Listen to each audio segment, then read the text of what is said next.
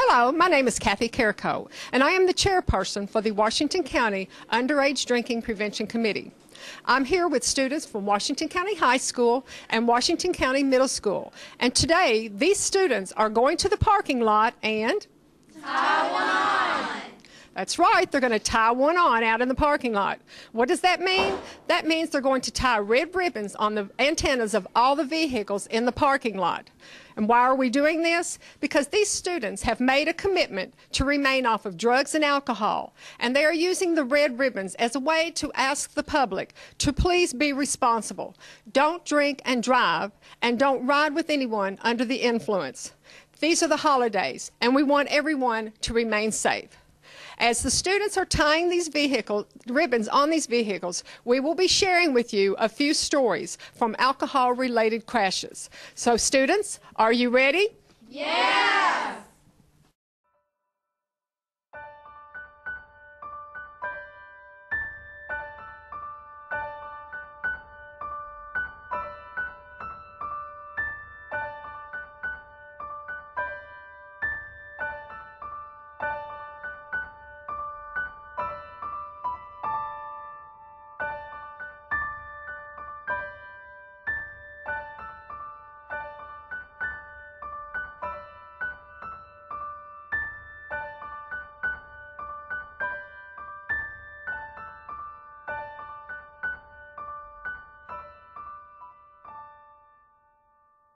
Stephen Koch passed away January 5, 2003.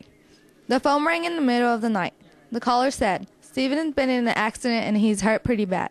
In a matter of minutes, I was in the emergency room. A young doctor approached and said, "I'm sorry, there wasn't anything we could do for your son." At that moment, my life changed forever. So did the lives of all who loved Stephen. He had been at his best friend's house along with several others. They had been drinking alcohol. All were under age 21. His best friend decided to visit his girlfriend, and Stephen and others went along. Stephen's best friend was drinking and driving. The crash occurred on a narrow two-lane country road. Stephen's best friend lost control of the truck, and it overturned, killing my son almost instantly and critically injuring another passenger. On April 6, 1997, 20-year-old Courtney headed back to her own apartment after dinner with her mother and an evening out with friends. At a busy Louisville intersection, her life changed forever. She was broadsided by a drunk driver who had passed out behind the wheel. The impact was so great and her injuries so devastating that she was pronounced dead at the scene. Luckily, paramedics were able to revive her not once, but twice during the rush to the hospital. Courtney was in a coma for 45 days. When she awoke, she was completely paralyzed on her left side and on her right side from the waist down. She also suffered a traumatic brain injury that affected her memory. Today, Courtney has nothing but hope for the future. Last February, Courtney spoke at the parole hearing of the drunk driver who hit her. She stated that the man whose crime altered her life in such permanent, devastating way should stay in prison. His parole was denied. On July 5, 2003, my daughter Sarah Mahuron exchanged vows to love and honor her new husband, Brandon Perry. Until she died, I cried when she danced with her father to the song Butterfly Kisses. Early on July 12, 2003, Sarah fulfilled her wedding vows when a truck driven by a drunk driver crossed over the center line and crashed head-on with my daughter's compact car. The driver fled the scene, leaving my daughter to die like a stray dog. Sarah left behind 2 daughters. On November 4, 2005, my parents Jimmy and Shalane Johnson were on their way home from a vacation. They were hit and killed by a drunk driver in Christian County. My mom died at the scene. My dad was life-flighted to the Trianon unit. Losing both parents and having to bury them both within the same month was excruciating. Knowing their deaths could have been prevented made it even more painful. The drunk driver's blood alcohol level was 20.20, almost 3 times the legal limit. He was charged with double murder, and on October 16, 2006, he was convicted of 2 counts of second-degree manslaughter. Pentecost was also found guilty of driving under the influence. The jury recommended a 15-year sentence. Corey Stauble and Jamie Parsley were both 16 and had been dating about 1 year after meeting on a blind date at the Kentucky State Fair. Corey played soccer, lacrosse, and was a nationally ranked fencer, sixth in the nation in his age group. Jamie played field hockey and softball. They were role models for all who knew them, each stayed committed to their own interests and activities. Jamie was a few months older than Corey, so she usually drove when they went out. On July 9, 2002, Jamie was driving Corey home after a date. It was 10:39 p.m. and they were 15 minutes away from Corey's house when a truck driven by a man with a blood alcohol content of more than 3 times the legal limit launched across the median of the Gene Snyder Freeway and landed on top of Jamie's car. Corey, Jamie, and the junk driver were all killed instantly in a ball of fire. 2 young lives, 2 families utterly devastated. On October 2, 2004, at approximately 5:25 in the afternoon, my 6-year-old grandson Branson lost his life and my wife Polly was severely injured when a pickup truck driven by Joseph Chevier, a repeated drunk driving offender, crossed the center line on Highway 127 in Anderson County and struck our car. It's hard to put in words the eerie silence that follows a car crash, and even harder the horrific shock of looking into the lifeless eyes of a child who only seconds earlier was laughing and carrying on a conversation about a piece of farm equipment. The ride to UK Hospital seemed as eternity as the paramedic worked with Branson. Although in my heart I knew Branson had been called to his heavenly home, I kept hoping and offering up small prayers that a pulse would be found. Even in the emergency room, I hoped there was a small pulse that had been missed, but this was not to be. And to see the anguished look in the face of Stephanie, Branson's mom, when I told her Branson's gone, something no one should have to see. It's been 7 years since the crash, and we have learned to create a sort of new normal ourselves. At every opportunity, we show Branson as a reason why people should not drink and drive. Aaron was killed in a car wreck on September 17, 2007. It all started the morning of September 15, 2007. I had received a call on my cell phone at 2:10 a.m. in the morning. I always turn my cell phone off at night, but for some reason I left it on that night. The call was from Aaron's cell, but it was a woman on his phone, and she told me that Aaron had been in a bad car wreck and he had been flown to University of Louisville Hospital. She said Aaron was not responding at all. Was his cell phone that was in his pocket, and she had seen the number that said Mom, and she called. The nurse said it was not good and we needed to get there as soon as possible. My husband and I got in the truck and drove to Louisville. I prayed all the way. It seemed like hours before we got there.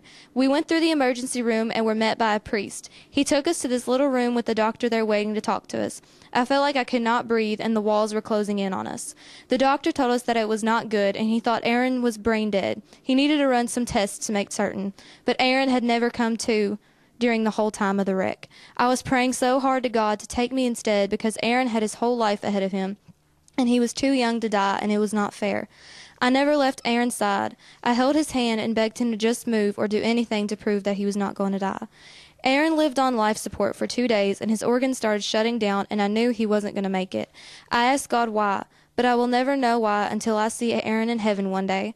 This has been the worst day of my life when Aaron died. I think about him every day. I love him and miss him so much. It is like a part of my heart died the day Aaron went to heaven. I know one day we will be together in heaven, and I will know the answers to a lot of questions to why my son Aaron had to die that day. Please do not drink and drive, because this can happen to anyone, and it will turn your life upside down, and things will never be the same again.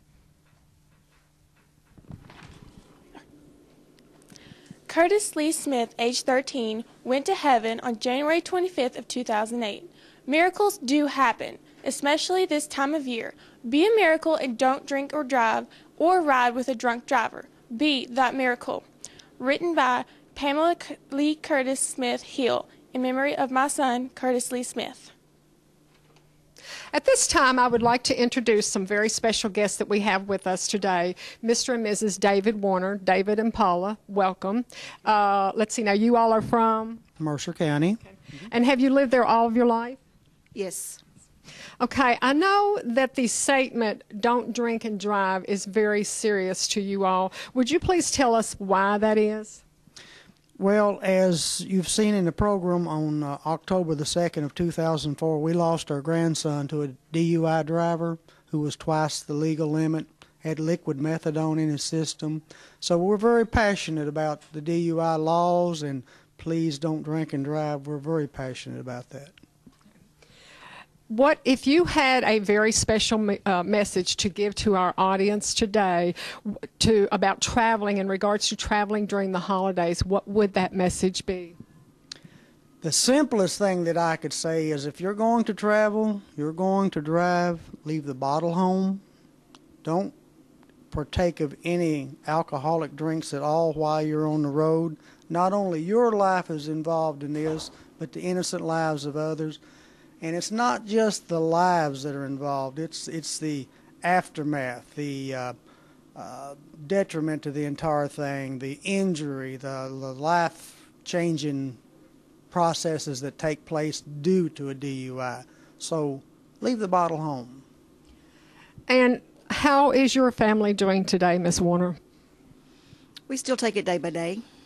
I'm sure it's a very hard thing to overcome, not having had this to happen. I'm sure that has to be one of the hardest things that you've ever done. I have friends that this has happened to, and I know what I've seen them go through, so I know it's a very hard thing. So I do want to thank you all for being here with us today and taking part in this ceremony. As you can see, we are going to be showing the pictures of these people who we have that have been killed in drunk driving crashes, and we will be lighting a candle in memory of each of these people.